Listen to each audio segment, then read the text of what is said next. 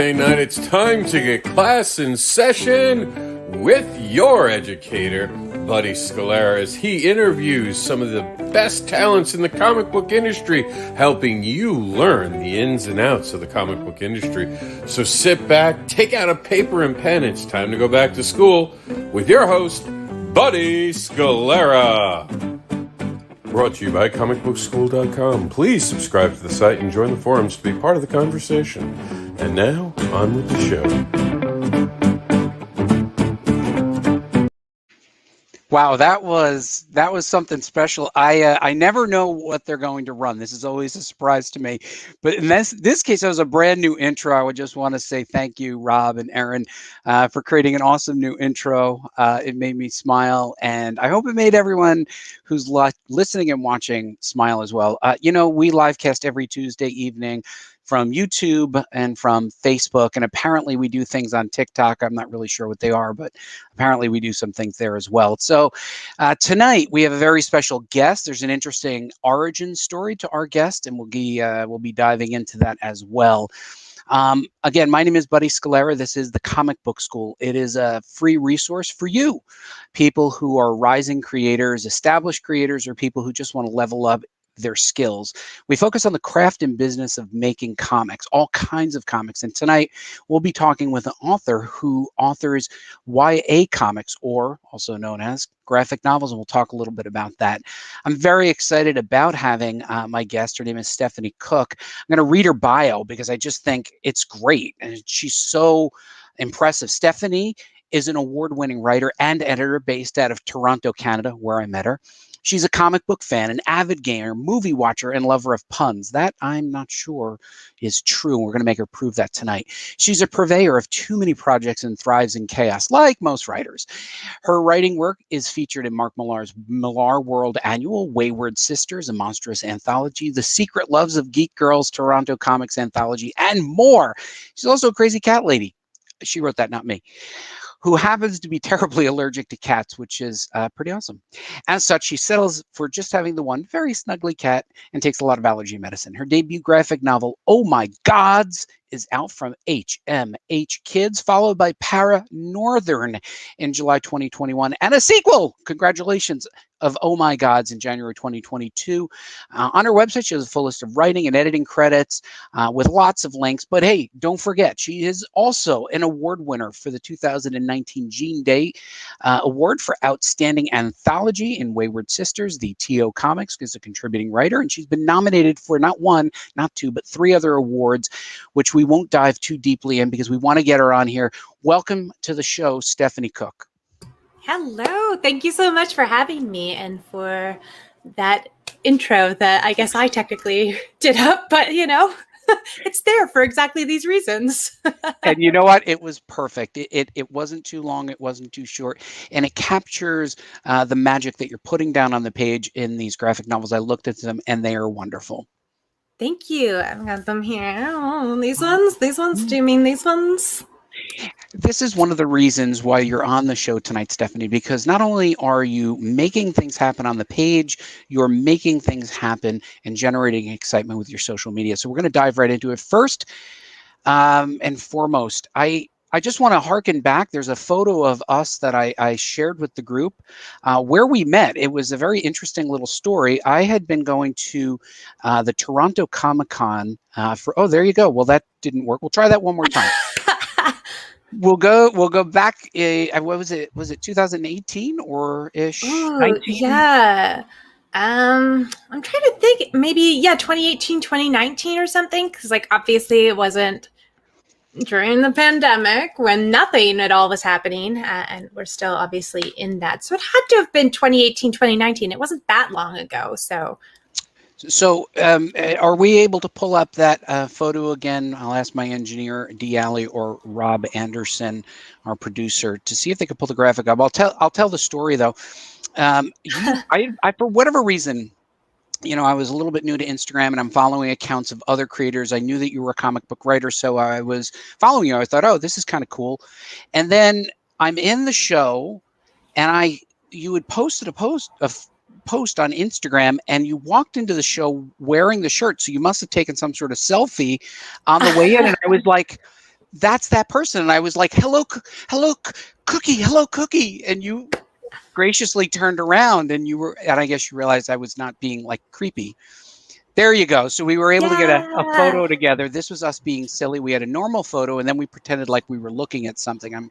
I'm not sure what it was, but you went along, and I appreciate that. There you go. There was a nice friendly photo. So I got to meet you at TorontoCon, and you were associated with TO Comics. I think you were doing. What is TO Comics? So Toronto Comics is kind of how I really actually got my start writing and editing comics. They're a Toronto-based small press publisher. They are probably best known for the Toronto Comics Anthologies, which are a series of short stories for creators at any level.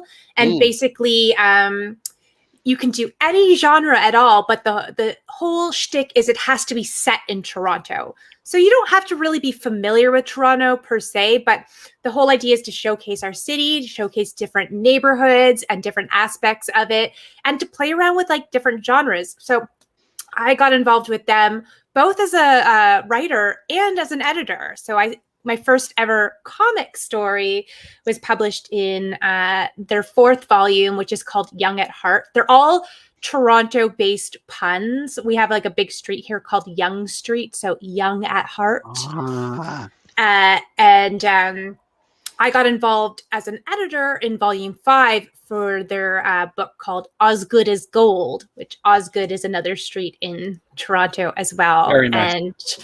And I came on board to be the lead editor for that and to work with a couple other editors and guide it. But they're a wonderful small press publisher. They did Wayward Sisters, Wayward Kindred, which are a couple other great anthologies. And their first graphic novel is a book by me and Megan Huang, which is a series of short stories called Life that we wrote as backups for the Image Comics series Tartarus. So that'll be out very soon. Stephanie, you are a dynamo of energy, and I want to contain that for a second and just tell Dynamo? Oh, wow. You said to test you on the puns thing, so like I'm just... I like it. You did. Well played. But you must have a secret origin story. Tell us your secret origin story. Yeah. So, I mean, I've been around in the industry for about 10 years. I actually, when I was living in the middle of nowhere, started doing I was writing for movie websites and things like that. And I started doing podcasting, and I was writing like reviews and articles about comics. And I did a weekly show for a really long time and went around to like conventions and was helping like creators at their like booths and really getting to know and network with other people. So, over the years, I just kind of started organically building that network while writing about comics and talking about comics and just loving comics.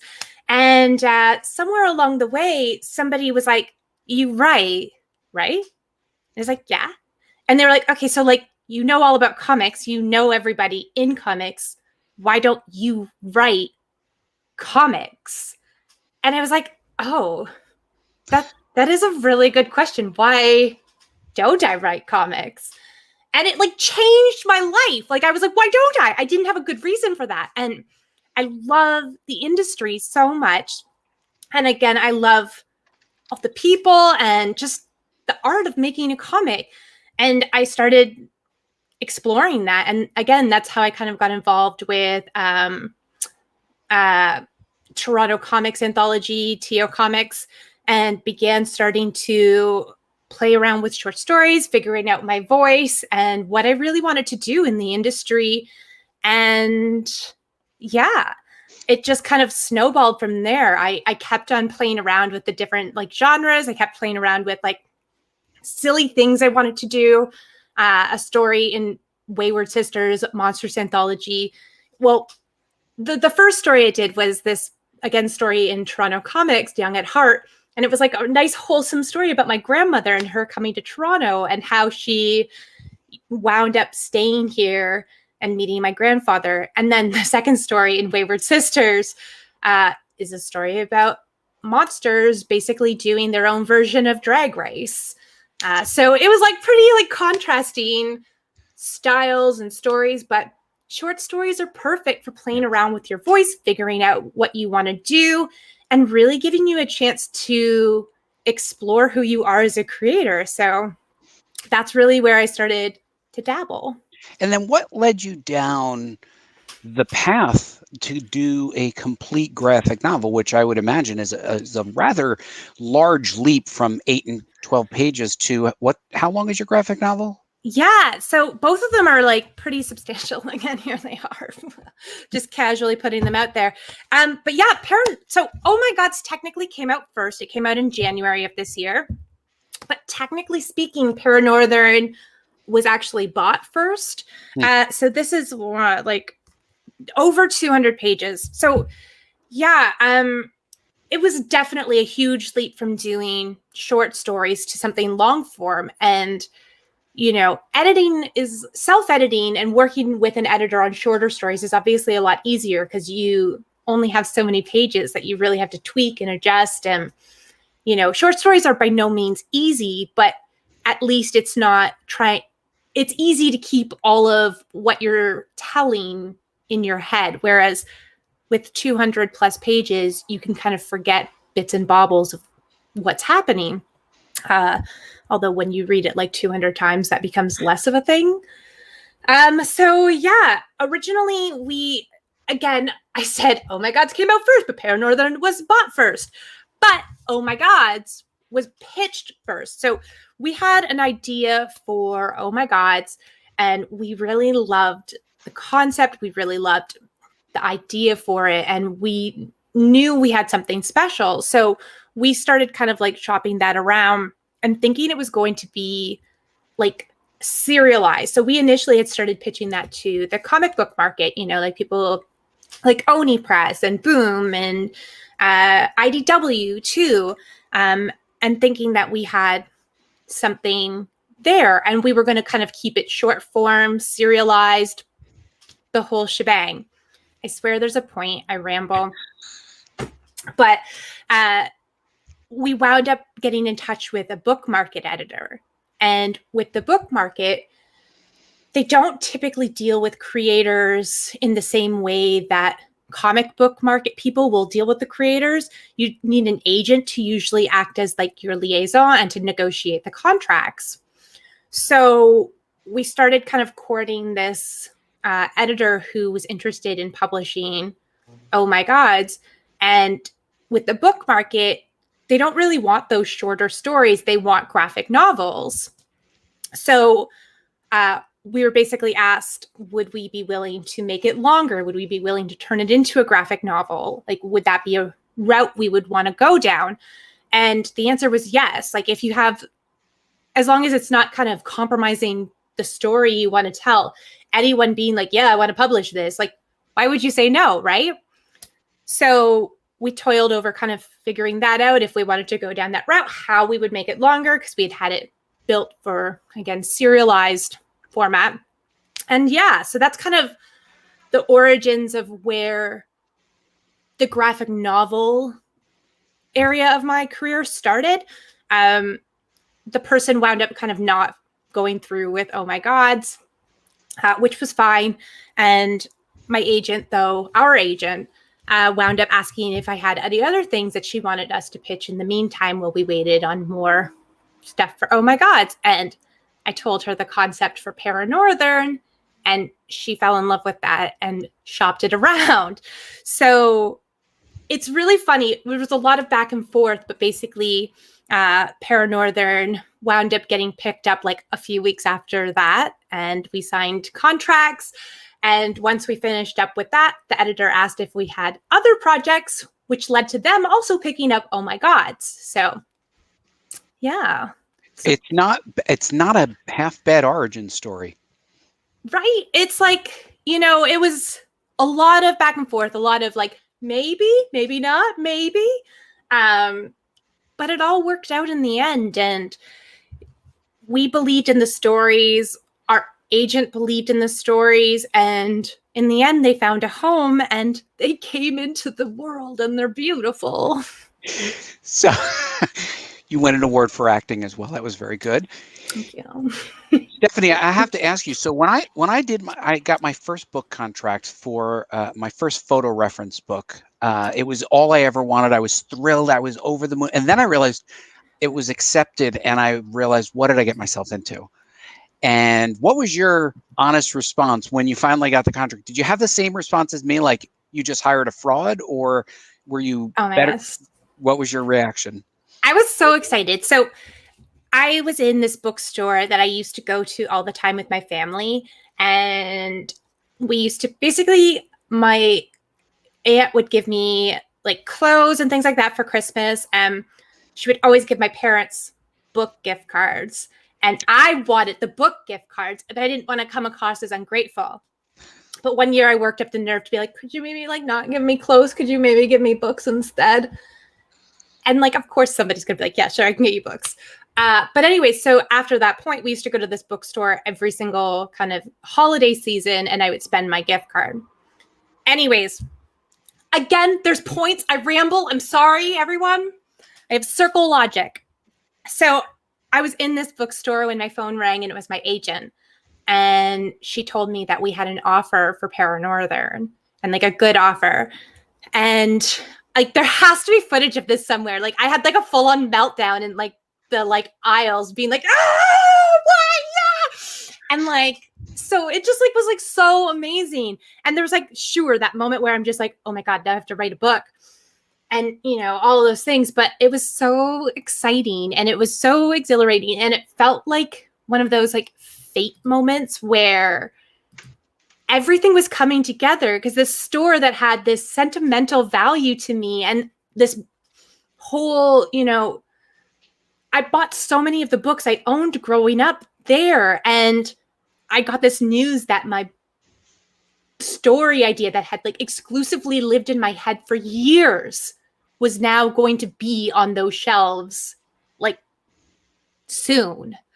So I don't think I've really had any moments of panic. Like, there was definitely, you know, when you're hunkering down and like sitting to write it, that's like a different story entirely. But I think there was just that excitement and the whole idea that things were changing and kicking off, and my ideas had value to somebody, you know? I think that's great. Now, just as a quick aside, we'll be for those of you who are watching now, we're on with Stephanie Cooke. She's an author of graphic novels in the YA category. Now, one of the things that you've shown quite a few times are photos of your books on a bookshelf. Was your book ever on that bookshelf in that bookstore that is so beloved to you? Yeah. I haven't really been to that store since the pandemic has happened, but I know it's there because my aunt lives around the corner and she bought copies of it from them. So I know that they have it, and I know they pre-ordered it for her, even though I would give her copies of it. She wanted to support me and use the little like touch screen to be like, that's my niece's book.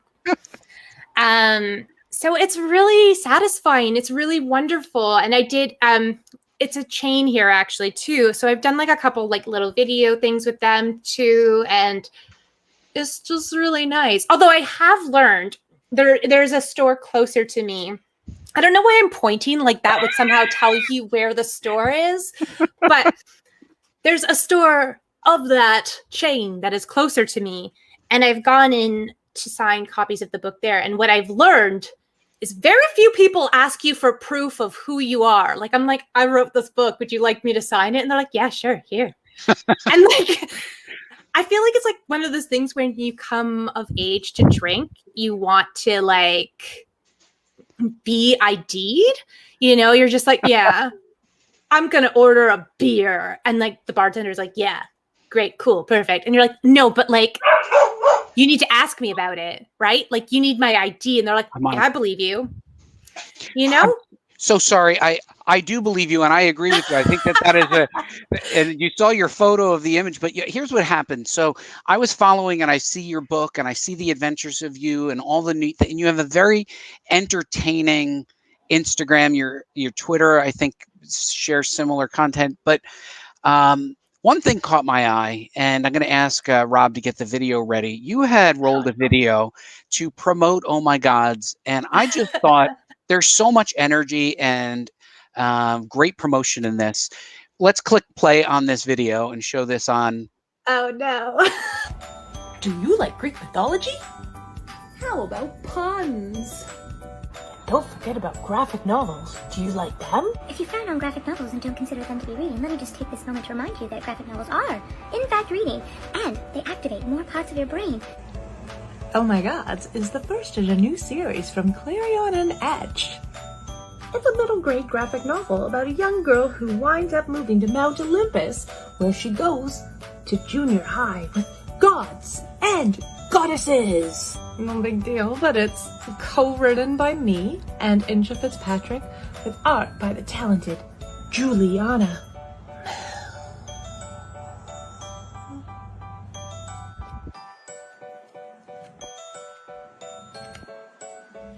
If you like what you see, and even if you don't, go visit ohmygods.org to find out more and order your copy now.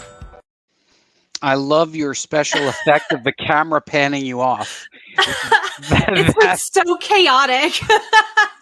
It's awesome. So come on back on. We'll go back on the screen. Thank you for showing that to my engineers, Rob and D. Alley. But I just was always admired your ability to keep your social media fresh, get lots of likes and engagement and comments on your posts. And that is in and of itself a superpower, because you're really getting out there and getting the word out. How did you come to discover these channels and how to use them effectively? Yeah. So, I mean, social media is a bit of a mixed bag sometimes. The algorithms are constantly changing. They're really against people finding you organically, and it can be such a struggle to grow your accounts, to get that engagement. But like, I think Twitter's kind of my biggest one, and Instagram and TikTok have slowly started really taking up more of my time lately. But for the sake of this discussion, I'll start with Twitter. And basically, years ago, I started writing for a movie website, and I was like a news editor. And this was kind of before the pay per clicks model was put in place. It was just kind of, you wrote for people and they either paid you or they didn't, one or the other. But this was a paid job. And I started to see some of my friends basically having that shift to the pay per click model and realizing that they needed to start kind of like branding in a way. And people weren't necessarily going to websites to follow, the generic content. They usually had one or two writers that they really liked what they were doing and would follow on any given website. Kind of almost, again, like comics. You follow, there's certain creators that you just love the works of, and you're always going to be like their like day one at like the bookstore, waiting in line for that good whatever it is. And I started to kind of experiment around with Twitter as a way to kind of teach myself social media and to get ahead of things as I saw more people going down that pay-per-click model in what I was doing. So I began trying to kind of, interact with like-minded people and to kind of build up like a rapport with others who enjoyed movies and comics and all that stuff. And I mean, everyone is like awful at social media at first. It's really kind of a learning curve that you have to grow into. But over the years, it was just kind of like having organic conversations. And I mean, when I first started, it's just like also very chaotic, like that video. Like, I'm just like, I'm going to put all of my life on this internet. Like, I don't care. I'm an open book. Let's put everything online. And then somewhere along the way, as I kind of became like a writer for comics and an editor as well, that sort of shifted into, trying to kind of have a little bit more of a brand, having a little bit more of a curated experience of what it is that I am doing. People don't all need to know everything I'm doing in my life. And I'm very boring most of the time nowadays too. So yeah, it's just kind of, I think now, especially with like Instagram and Twitter, like, and TikTok too, is just kind of like putting stuff out there that is helpful to people. And like, I like being able to talk about whatever. And sometimes, you know, I'll still post really weird or silly stuff. Like I posted a big thread about my dad adopting a kitten a few weeks back, and it was a whole saga.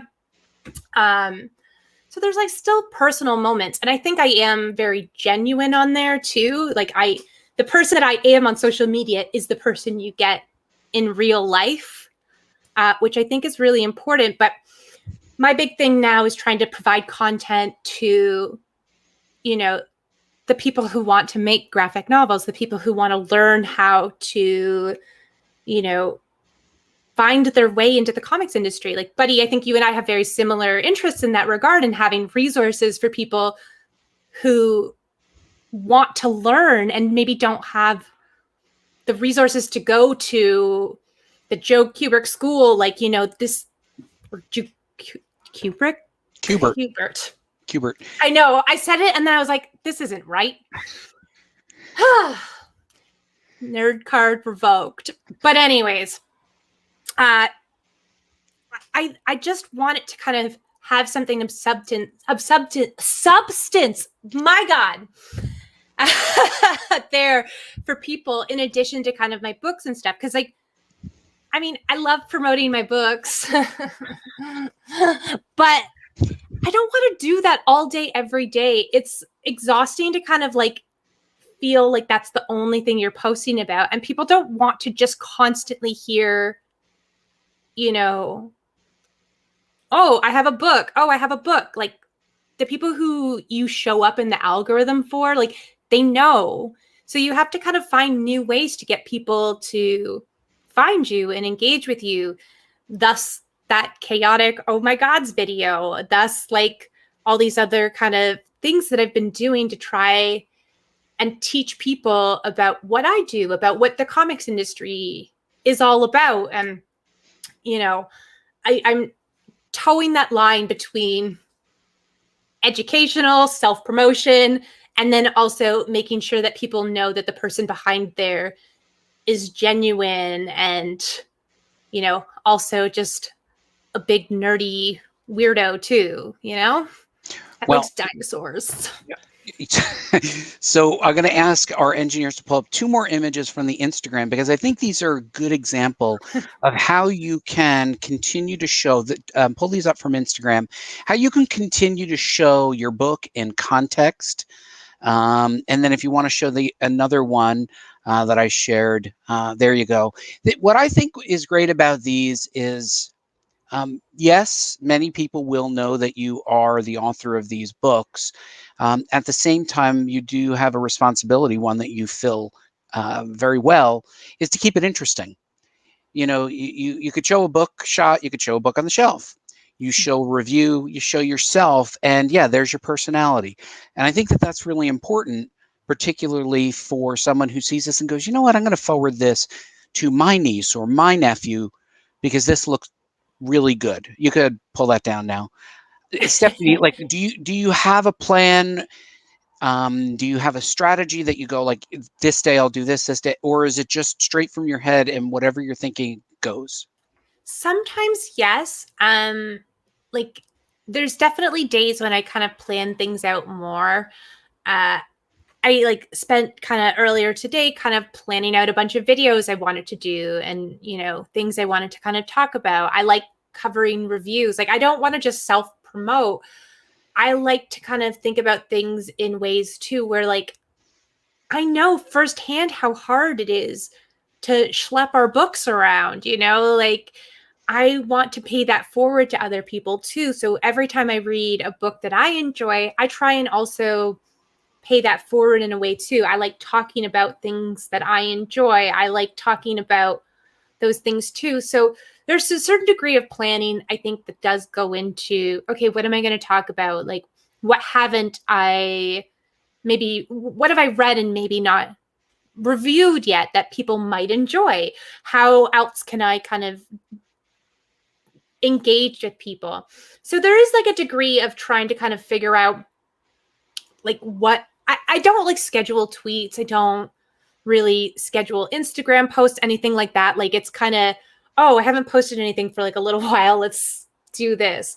I try and post things like a few times a week, but it really just kind of depends on what I'm feeling. Again, I think there's a certain degree of me that I really want to come through in my posts. I don't want to seem like a content machine. I don't want to give off this impression of my life being something it's not, you know, like I don't want to come across as somebody who lives on social media. And I mean, I'm terminally online. So like, that's kind of, I think, a moot point regardless. I'm just constantly glued to my phone or my computer.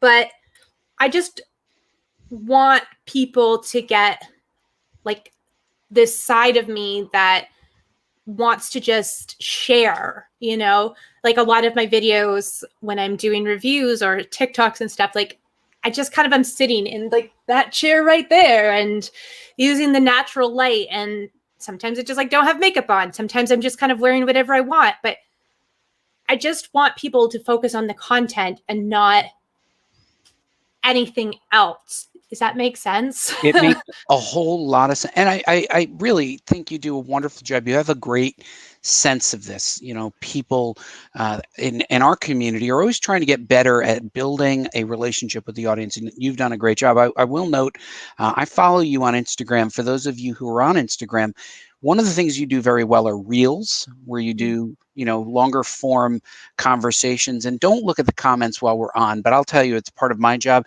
It's a love fest out there. People are finding your long answers to be great. We don't want short answers, Stephanie. This is all about learning. And speaking about learning, transitions for all the audience, you've provided us with some wonderful resources, because we're all about learning here. So I'm going to ask our engineers to pull up the first resource, well, perfect.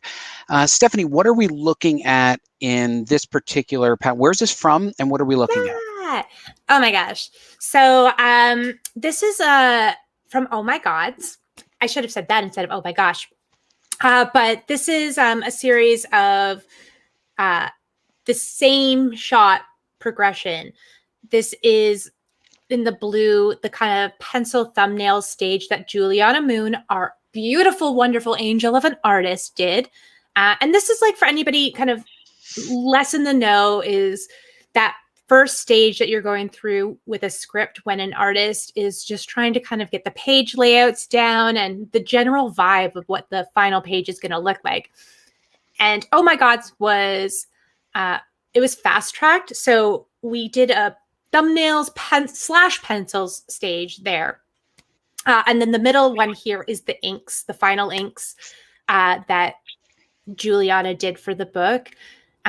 This is Karen and her dad, Zed, enjoying pizza. He's a firm believer in pizza being the perfect dinner because it has all of the food groups on it.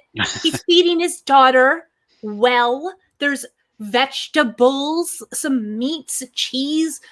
Yeah. So, and then this last shot here is we had a colorist come on board, the insanely talented Whitney Koger, who you would probably know from, she did the colors for Giant Days, the Boom book. Mm-hmm. So she did the colors for Oh My Gods and took over for Juliana once the inks were done. So this is the progression from the beginning to the final art here. Yeah, and what I'm observing here is she really steps up. I'm guessing that the father or the daughter or whoever owns this place is rich or richer than I am. Adds from the thumb this beautiful vase. The floor to ceiling windows probably don't come cheap in any city. That little Greek bust there in the green foreground. Well, his name is Zed, which may or may not be a hint at who he really is in the book. But he's the dean of the school / also the mayor. So he's got it going on. And Karen's come from a really humble home in New Jersey. She's gone to live with Zed her dad after her mom gets this really amazing job. And basically, she's trying to kind of give her dad this shot at them having a better relationship. And he doesn't know how to do that. So again, that's why you have like 5 pizzas on this like table and couch area. And he's just trying to spoil her while also making sure that she is properly nourished. Well, I will tell you, great compliments to both the artist. There's a lot of richness and layers and many planes in this. And a big shout out to the colorist who added light source and shadows under the pizza box and the table, adding a nice homey glow there in the top left corner. This is a really good panel. Yeah, Juliana was so great. Whitney has done a ton of work as a colorist, and as soon as we saw that she was on the short list to be one of our colorists, we were like, yes, it has to be Whitney.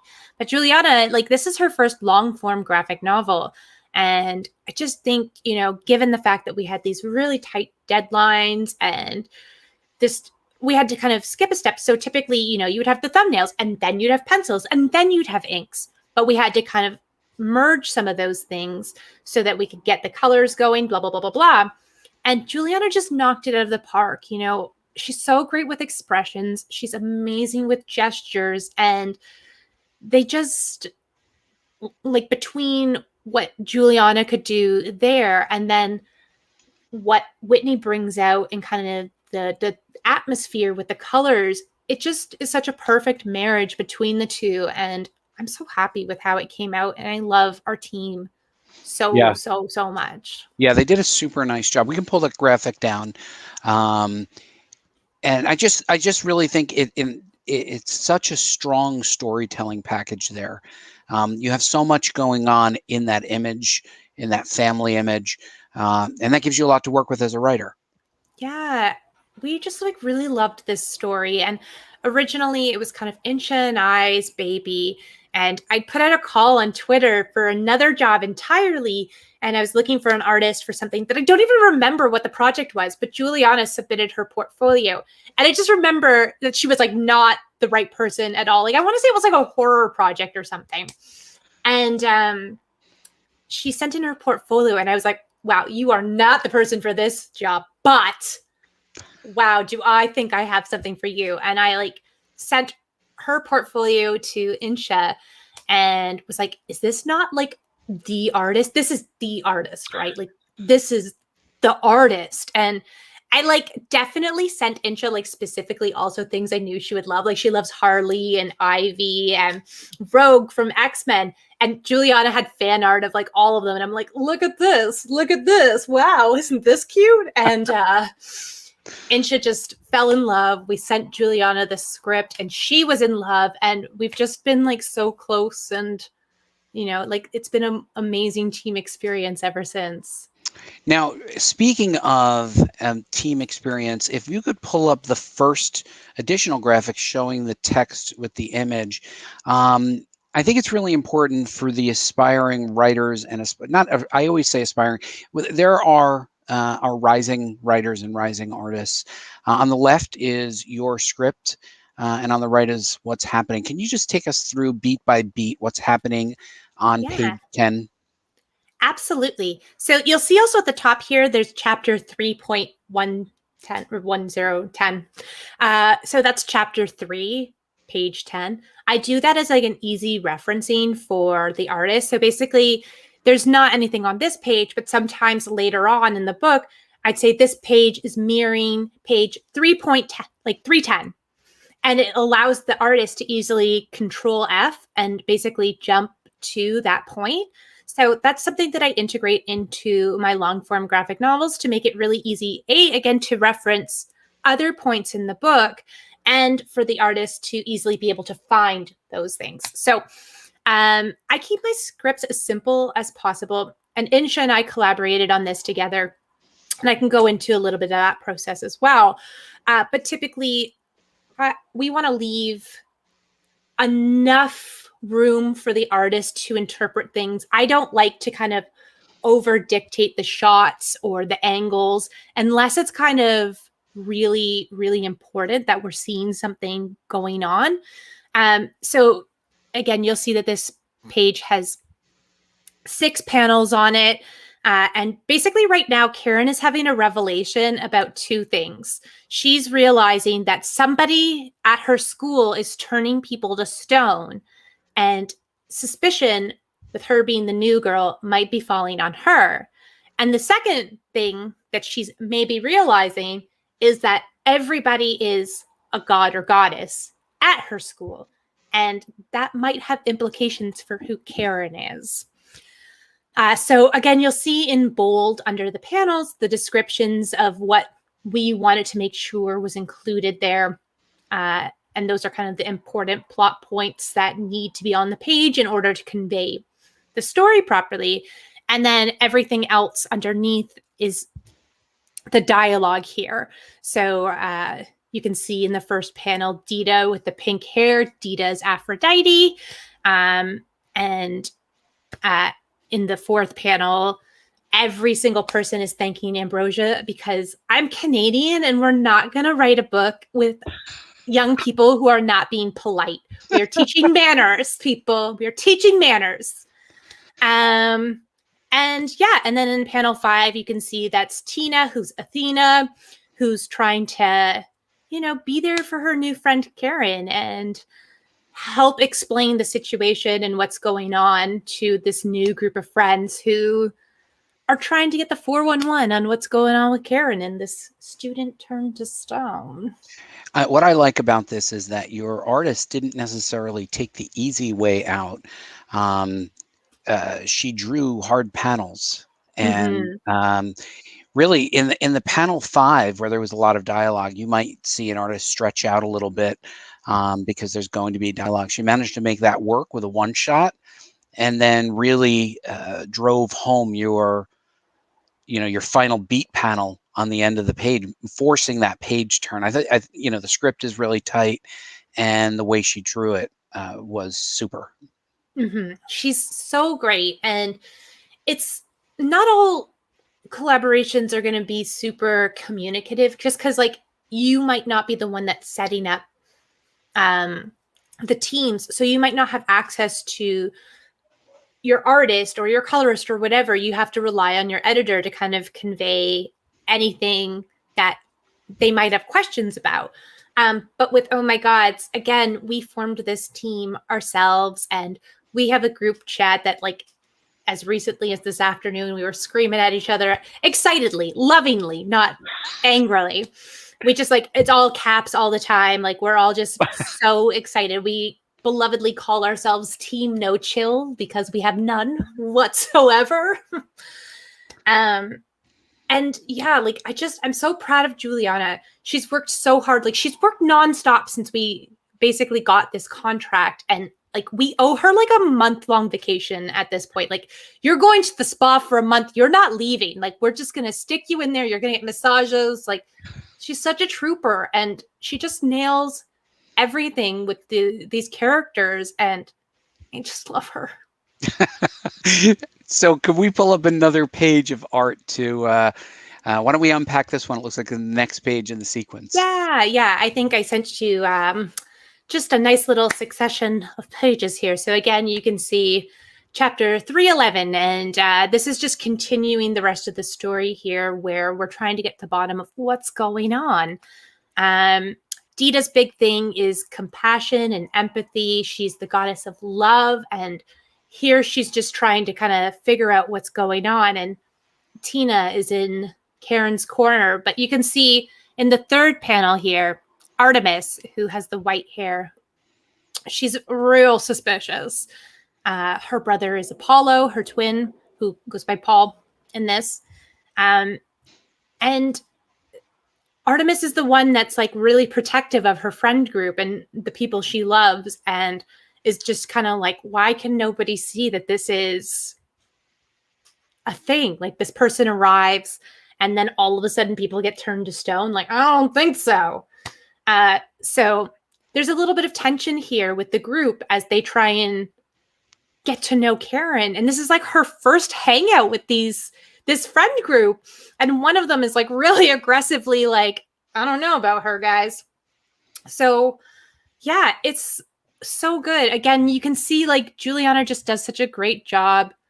Like in panel 3, I love Karen's expression. She's just kind of like looking away, and like in the bottom panel, Artemis is clearly so angry and just like suspicious and wants everybody to see what she sees. And I love the colors here. I love everything about this page. Well, and what I'm observing, in addition to everything that you drew out, and I think that's great. Not drew, illustrated, but illustrated with your words. Here we are talking and mumbling to each other. I would like to note 2 really important things. Number one, on the last page, you noted something that was very important, right? Polite kids. It was just one line, and yet it did say a lot about the group. What I was admiring here, Stephanie, was your restraint as a writer. Many writers get what we call new writeritis. It's a disease where they can't stop writing words on the page. And while you were not new, you were new-ish to us as a published author. Panel 3 showed a lot of restraint. And I thought that was really good. You gave the artist some room to breathe. And I thought that was really impressive. And then on panel 5, since I'm throwing compliments down to you, I'm going to just give you one more. I think our authors in the audience should take note. You did something great here. Refresh my memory, new girl. How long have you been here? You create the imperative to turn the page. You create a hanging cliffhanger.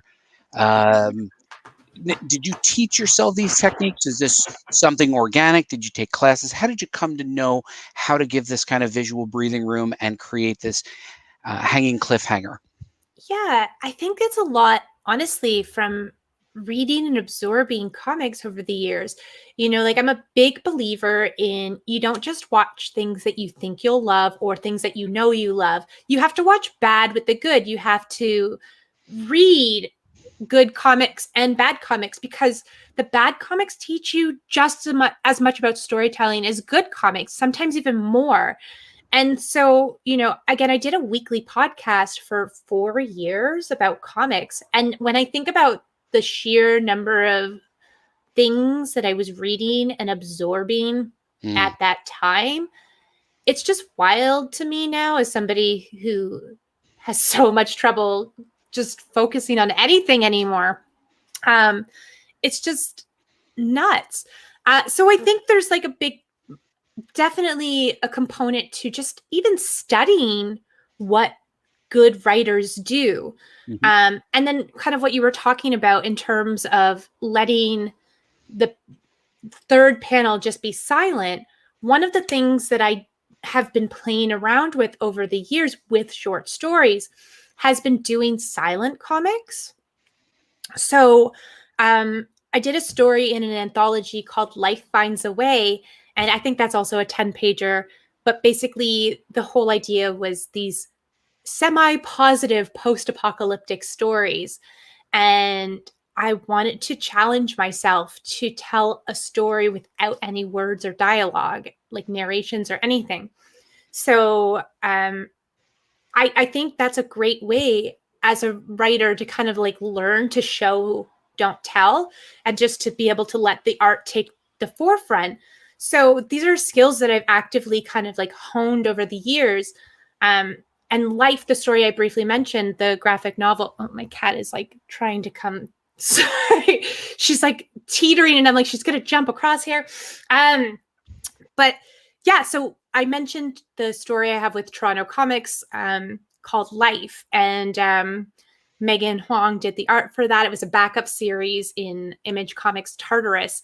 And that's also a series of short stories that are silent. And I just really like playing around with like art directing in the script, as opposed to always dictating what needs to be said, what isn't kind of being told in the art that I need to compensate for. As a writer, I should be able to, and a writer for comics specifically, I should be able to convey enough of the story in the descriptions to allow the artist to shine the most. It's a visual medium.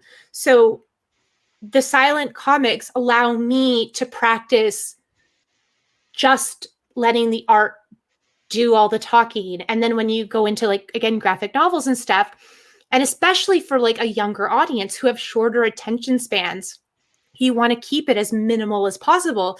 So you take that and then you apply filling in the gap, like what isn't on the page that needs to be said. So that's an active thing that I have like paid attention to over the years, and then done my best to teach myself how to do too. So Well, and I see one of our students, Mariam Muhammad's in the audience. She's also a YA writer, so I'm sure she's getting some out of this. Engineer, can you show us the last? Oh, there you go. It's already up. Talk to me again. You have another one of these silent panels, what we might consider a beat panel. Talk to me about what's happening here. Yeah, so this is really, now Karen is defending herself. You know, she's got Artemis who thinks she's turning people to stone. And Karen's also trying to now process the fact that she's in the Mount Olympus and somebody is actually turning people to stone. And there's all of these big things that are happening around her. And even if she wasn't a young person, that's like a lot of stuff to take in for anybody. So in panel 3 there, we really just wanted her to have a moment. You know, she doesn't need to be saying anything. She doesn't need to be doing anything. She's processing. And I think it's important to let those moments have, you know, their time to shine. And it gives emphasis to what's going on. Like there's times, I mean, I love to talk. I don't know if you've realized, but there's even times when, you know, like I need to be quiet. There needs to be moments when I need to listen. There needs to be moments when I'm processing. And that should be reflected in comics too, even though there's a dialogue happening. Who hasn't been in a group of friends and had a moment where they zoned out or just needed a moment to process? So to me, it's those small things that make comics and stories in general more relatable. So, well, and I have to compliment the artist. What was her name again? I'm so sorry. Juliana. Juliana, there's this great little trick that we talked about in one of our episodes. That Juliana does a great job of rotating the camera. Note how that purple drink is directly in front of her when the camera rotates. Not only is Artemis's hand still on the back of the chair, but that purple drink is now closer to the camera. And I just thought, wow, what a great attention to detail. And then on the final panel, once again rotating to the other character with the green shirt, it was just a really good sense of control and placement. Mm-hmm. She's so talented. And again, when you think about the fact that this is Juliana's first long form project, like I just continue to be so floored, and like I'm so proud of her. I'm so proud of our whole team. You know, it's just absolutely, I'm so proud of what the final book turned out as. And would you pull that graphic down and just show us what that final book is? All kidding aside, I just want to give some people some context. The book, it's Oh My God. And this is the first one, and I understand you have a second one? Yeah, there's a sequel coming out, and that'll be, it was originally January, but we've moved it to April to give our artists some more time to finish things up, which I wholeheartedly believe. Don't ever be a monster that's like, no, I want this book out sooner.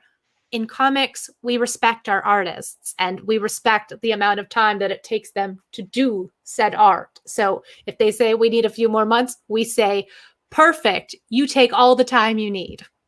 So it'll be out in April. We're very excited. It's called The Forgotten Maze, which you may or may not be able to glean what that could be about. Maybe a minotaur or a minotaur. How is it pronounced? How is that pronounced? I say minotaur, but like, I mean, whatever. Tomato, potato, whatever. Yeah. Well, here's actually, if you want another social media tip for being a writer, I will give you a quick one. So a thing that you do, and this is also a great tie into my books, but like when you're doing social media and promoting, like places like Instagram don't allow you to put links in the posts themselves. So like you have to direct people to like a bio or something. So a way to get around that, if you have, you know, like I have my website, which people can find stuff at. But what I do for all of my books is I buy domain names and then I direct those domain names to the book's page on my publisher's website. So that way you're not like, go to bit.ly/W3469 what. So like this actually like makes it super easy to find what you're doing. So again, and you saw in the video that I did for Oh My Gods, I just have a website set up, ohmygods.org. That directs to the HMH Books website and to Oh My Gods so that you can learn more. And then like I did the same thing with Paranorthern. I got paranorthern.net and then I just direct it to the site. And that has all of the book selling places. Like our publisher basically has everywhere you could possibly get it listed. So it's a one-stop shop and it's a great, great tool for people who have multiple books. I am absolutely jealous that I didn't come up with that idea. That is such a winning idea. That is the tip of the night so far. I feel like the whole night's been a win, Stephanie, but that was well, like you swung for the fences. Right. And so I wrote on a YA book that'll be out in 2023 called Pillow Fight. And it's funny because I put a domain name in the book. And my editor was like, oh, I don't know. Like, we don't know what this domain name is going to point to in a couple of years. Like, we really shouldn't put this domain in there. I'm like, I own it. She's like, oh, all right. Never mind. Let's do it. So it's just like an easy way to basically easily direct people. I was just schooled at comic book school. That was fantastic. So with that, we're going to transition. I'm going to ask my engineer to join us on screen if the engineer is ready to join. Thank you, Dee Alley, our legendary editor of our anthology. I'm sorry, Stephanie, our award-winning anthology, multi-award-winning, and also an animator and illustrator herself. But thank you for engineering the show, Dee. Thanks for joining us. Actually, I can't take credit for this one. This is all Rob, the voice of Comic Book School in the background. So I'm just here for moral support today because I was really looking forward to listening to everything you had to say. So Rob takes the cake on this one. Rob takes the cake on this one. Well, that's pretty great. Dee, were there any particular questions we wanted to highlight, or do we go directly into where they can find Stephanie? We had a lot of like fantastic comments, no specific questions from the audience. I did have one though, because we've had a lot of male guests here in Comic Book School, and it is still, from what I've seen, a male-dominated kind of industry. How do you find it working with an all-female group? Because you said most of the people you're working with on these books are it's women. So amazing. And honestly, I've really lucked out with this fantastic editor. Her name's Lily Kessinger. I would take a bullet for her. And like, she made these stories what they are. You know, like we had an idea, of course, that turned into these final books, but her feedback was invaluable and she just got them. You know, she was our editor on both Oh My Gods and Paranorthern. I swear there's a point again. But she was such a champion of realizing that there was this big gap in like the amount of women that get work in the industry. So when we came into this project, she was like, I hope you don't mind, but like, I really would like to bring women onto this group or into these books and like, or non-binary creators or whatever. Like, I just want to give opportunities to other people. And I was like, yes, like, I love you. You know, like it was just this moment where like, I was like already on board, like literally every meeting. I'm like, yes, go girl. Like, yes, love it, love it, love it. And then she said that. And I was just like, I love you just like so much. Like, I don't know if you're aware of this, but like, she's so considerate. And like, not even just that too, but she keeps me mindful of my language. She stays on top of things that are going on in the world to make sure that my books age well. And editors are vital, people. They're vital. Artists are vital. Writers are vital. everybody in the team is vital, but especially, again, like editors, letterers, colorists. They are unsung heroes that deserve 1,000 times more respect. But a good editor can make your experience in the industry just the best experience. And Lily was so conscious of that and bringing on not just the best people for the job, but also making sure that there was inclusivity and diversity in the books that hadn't really been all that prevalent in other comics over the years. Fair enough. Very cool. Thanks very much for answering. Yeah, Appreciate of course. Yeah, that was a good question. We want to know where we can find you, Stephanie. Where are the places? Yes. So there's definitely the hub of all things me, which is stephaniecooke.ca, Cooke with an E. And as you can see here on the screen, Hello Cookie is my name on Twitter and Instagram. TikTok, that was already taken. There's like 1 billion users, but my website will direct you to the places. So you can definitely find me there. So yeah. Now are you on any media channels, podcasts that we need to know about? Oh yeah, I also do a podcast. It's called the Capercast, and that is done by myself and Whitney Gardner, who is a wonderful graphic novelist. She has 2 books called Fake Blood and Long Distance that are just a delight. And we review cinematic heists and capers. We had an episode come out today on The Usual Suspects. We have another episode in 2 weeks, and it's my favorite episode so far. It is on Fast Five. I could write several essays. I have integrated the Fast and the Furious into so many conversations, organically. Good company, Stephanie. Is that that's how you do it? MO. I'm Stephanie. We just completed an epic achievement. We watched for the second time, Stephanie, F1 all the way to F9 in the theaters and Hobbs and Shaw. My family and my daughter and you and I, when you're in New Jersey, we can watch them all together. Don't tease me. You had better do this. We watched F9 recently, and my partner, he likes them, but he's like, Stephanie, they're going into space with cars. And I'm like, get out of my house. In this house, we do not slander the Fast and the Furious. And I am serious. I know they're ridiculous. I really do. But they know what they are. They're the best comic book movies not based on comic books. I will write several essays on this point. Thank you. Buddy will peer review them. I'm ready. Stephanie, my comic book is called Apocalypse Boulevard. I'm going to have to send it to you because I realized watching The Fast and the Furious, something that I've told Dee Elliott many times. There is no problem in the world so great that it cannot be solved by driving fast. That's what the Fast, right? And if it's a bigger problem, you drive faster. Again, this is our longest episode. The Fast Five episode was our longest by far so far. We went on so many rambles about Fast Five, and my co-host had not seen any of the Fast and the Furious movies before, so we just dropped her in. A close second to the longest episode was us talking about the Muppets, the Great Muppet Caper. But now you're talking my language. Yeah. I love Muppets, and I love the Fast and the Furious and dinosaurs. That's my brand.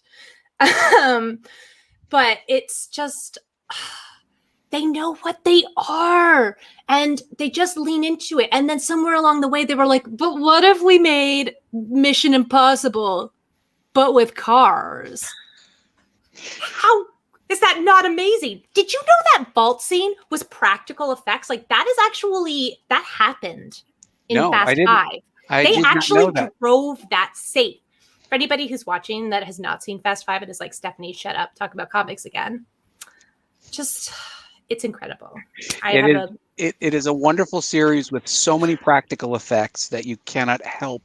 And you care about the characters. That's the key thing as a writer. You've actually, it's not just special effects. They care about the characters, and they've made us care. And I think Vin Diesel, wildly underrated. He, as much as you want to make fun of him, everything he's in, he does a good job. wholeheartedly agree with you, actually. And did you know, actually, that The Rock and Vin Diesel had an alpha male clause in their contracts, and there was like a fight counter, and they had somebody count the number of punches, and neither one of them could have more punches than the other because they both weren't allowed to lose a fight according to their contracts. Wow. I feel like those old... in Roger Rabbit, they had that same clause for Bugs Bunny and Mickey Mouse. The only way that both companies would agree to have the characters in the movie was if they were both on screen for exactly the same amount of time, which is why when they're falling, those two only have the same amount of lines and the exact same amount of screen time. And then they're immediately cut and you never see them again because I love this bit of trivia has lived with you for so long, and Stephanie triggered a memory that you were able to pull this piece of trivia out of nowhere. I love trivia. I love trivia so much. I actually used to like write trivia questions for an app. Like that was a job for a while. And I also ran trivia nights for several years. So like, this is like speaking my language. And yeah, I just deeply. Did you know that the Oscars have a best animated category because of Chicken Run? Yes. This is all stuff I've learned from the Capercast. Okay. So like, technically speaking, this is all like tying into what I was talking about. I swear, everybody. So where can they find you on the Capercast? Stephanie, where's the Capercast found? On the domain name that I purchased, capercast.com. Nice. You have weaponized URLs, haven't you? Look, domain names are really cheap, and it's like anywhere from like 99 cents to $15 a year to have a domain name that easily points people to where they can find you. Like that's invaluable when you are building a brand. And yeah, that's all I got to say. And to the person that's asking if I have a Hello Cookie website, no, I used to have a site that was called Misfortune Cookie because Hello Cookie was taken, but I just rebranded it under all of mine. But, yeah. Well, you have undoubtedly built some new fans tonight from the Comic Book School, and you can find us at Comic Book School at the website comicbookschool.com, on Twitter, on Instagram, and apparently I'm told on TikTok as well, all under the Comic Book School name. And you can also find us on YouTube, where you can subscribe and hit the little alarm button, and there's a Facebook page. And if you really want to go the full McGillis, Stephanie, you can subscribe to our once monthly newsletter, which is absolutely free. We list jobs, we list opportunities, we talk about just awesome things about the craft and business of making stories. And we are so grateful that you joined us tonight to share your knowledge, your passion, dropping tips. It was great to have you.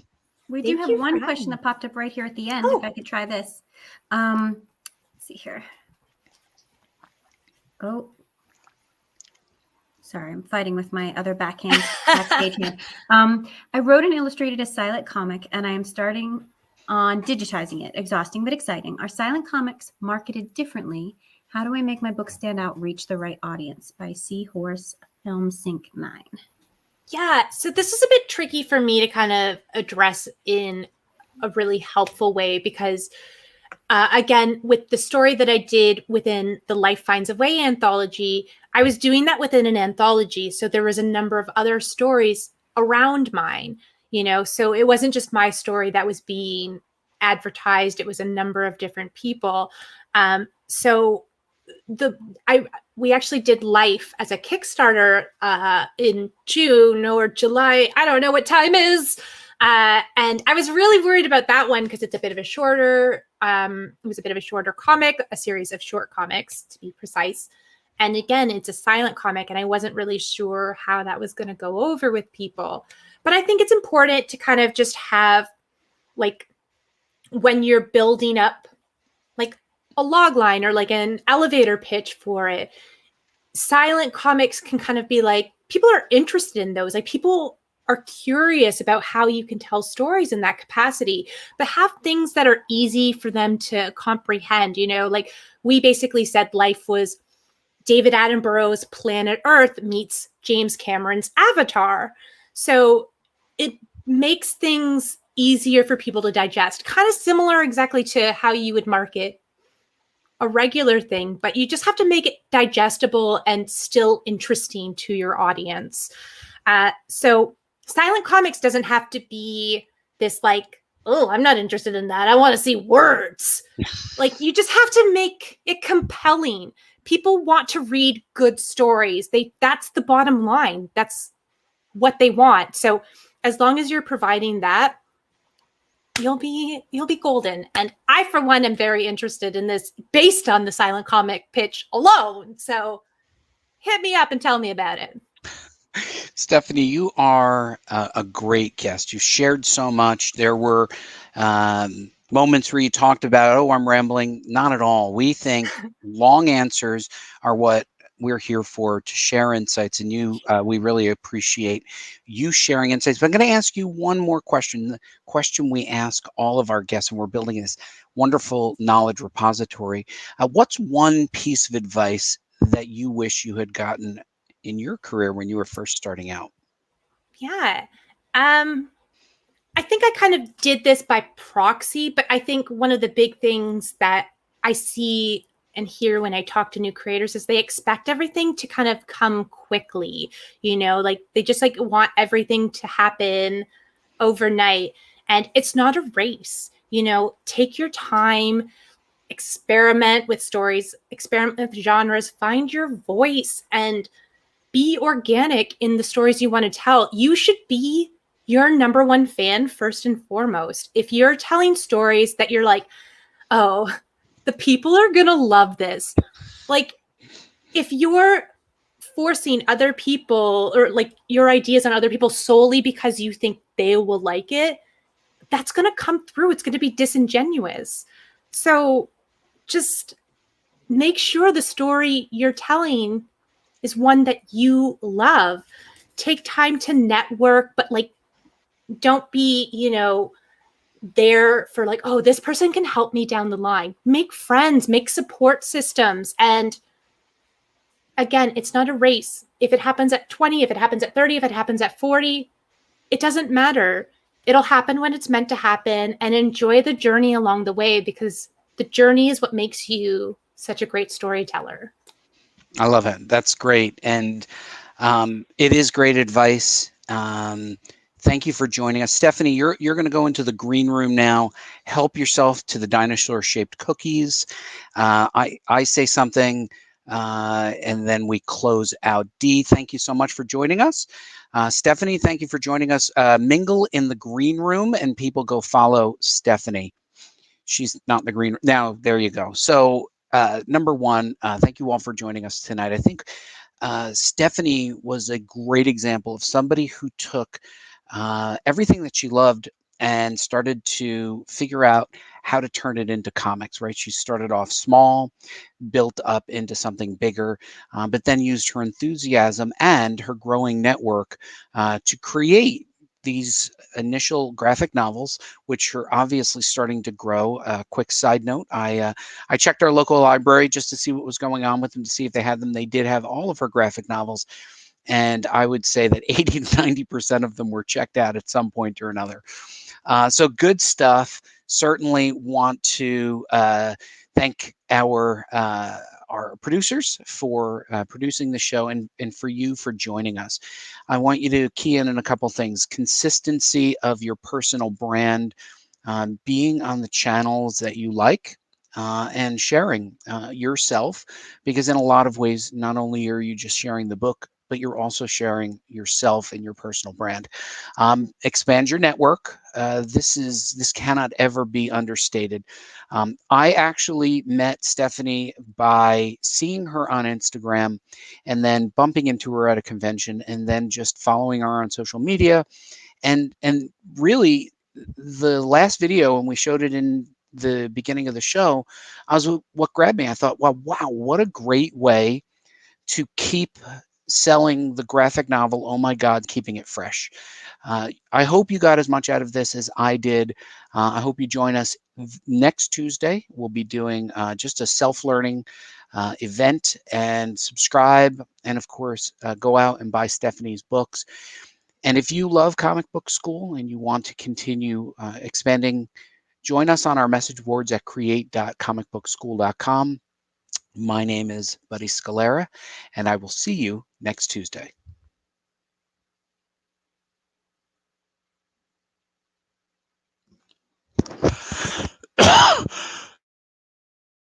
We'll see you next week. Same buddy channel, same buddy time.